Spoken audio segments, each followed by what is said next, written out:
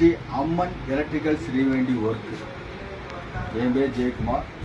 அந்த motor jet motor வந்திருக்கு, 1 HP jet motor. இது வந்து பேரிங்கு சாப்பிட்டு வேலை பார்க்கணும், காயிலும் கட்டணும்.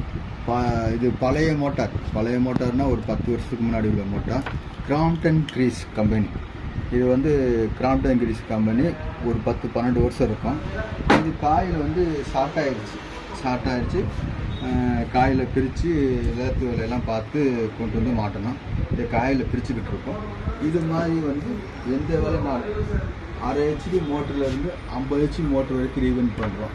50 HP மோட்டர் வரைக்கும் ரீவெண்ட் பண்ணுறோம். அது மாதிரி ஃபேன், இது வந்து ஃபேன்